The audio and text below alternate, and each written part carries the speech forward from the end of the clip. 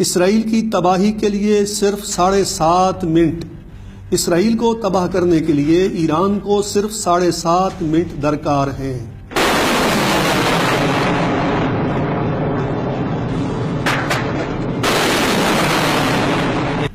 یہ کہنا تھا القدس برگیڈ کے عسکری مشیر جنرل احمد کریم بور کا، جس نے یورپی دنیا کو حیرت میں مبتلا کر دیا ہے۔ جنرل بور کا کہنا تھا کہ اسرائیل کے تمام حساس اور اہم مراکز ایرانی میزائلوں کے نشانہ پر ہیں۔ جنرل بور نے یہ بھی واضح کیا کہ ایرانی سپریم لیڈر آیت اللہ سید علی خامنئی اگر کہتے ہیں کہ ایران تل ابیب اور حیفا کو نیست و نابود کر دے گا تو وہ بالکل مذاق نہیں کر رہے۔ ایران کی یہ طاقت اور ایرانی عہدیداروں کی یہ جرأت ایسے ہی معرض وجود میں نہیں آئی ہے۔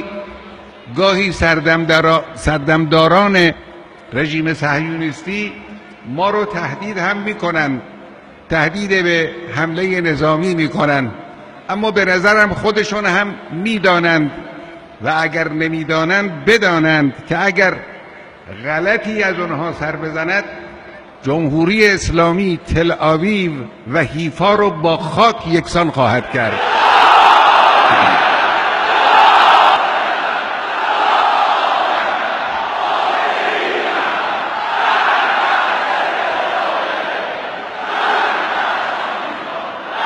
ایران نے اس مقام تک پہنچنے کے لیے انتھک محنت کی اور دہائیوں پر محیط عرصے تک بے شمار قربانیاں پیش کی ہیں۔ اس طویل عرصے میں ایران نے نہ تو کسی ملک سے امداد کی بھیک مانگی اور نہ ہی کسی سے مدد کی اپیل کی۔ ایران اس طویل عرصے میں عالمی پابندیوں کی زد میں رہا، مگر ایرانیوں نے حوصلے بلند رکھے اور صبر و تحمل اور برداشت کا مظاہرہ کرتے رہے۔ آج کی دنیا میں ایسا کوئی ملک نہیں جو امریکہ کی آنکھ میں آنکھ ڈال کر اسرائیل کو تباہ کرنے کی دھمکی دے۔ اس جرأت کی واحد وجہ یہ ہے کہ اسلامی جمہوری ایران دیگر بعض اسلامی ممالک کی طرح امریکہ، اسرائیل اور یورپ کے ٹکڑوں پر نہیں پلا، اور نہ ہی ایران امریکی، اسرائیلی اور یورپی احسانوں تلے دبا ہوا ہے۔ ایران آج بھی مضبوط مقام پر کھڑا ہے اور اس مقام تک پہنچنے کے لیے اس نے اپنا راستہ خود بنایا، اور اس کام میں ایرانی عوام کا کلیدی کردار تھا، جس نے خوش دلی سے ایرانی سپریم لیڈر سید علی خامنئی کا ہر قدم پر ساتھ دیا اور ان کے فیصلوں پر عمل کیا۔ کسی ملک کو بلند مقام تک پہنچانے میں عوام کا کردار کلیدی ہوتا ہے، اور اس حوالے سے ایران کے عوام نے دنیا بھر کو یہ ایک اچھا سبق دیا ہے۔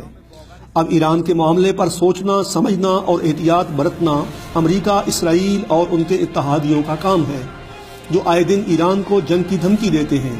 ایران نے تو واضح کر دیا ہے کہ وہ جنگ کے لیے تیار ہے، اور اگر کسی میں جرأت ہے تو جنگ شروع کرے۔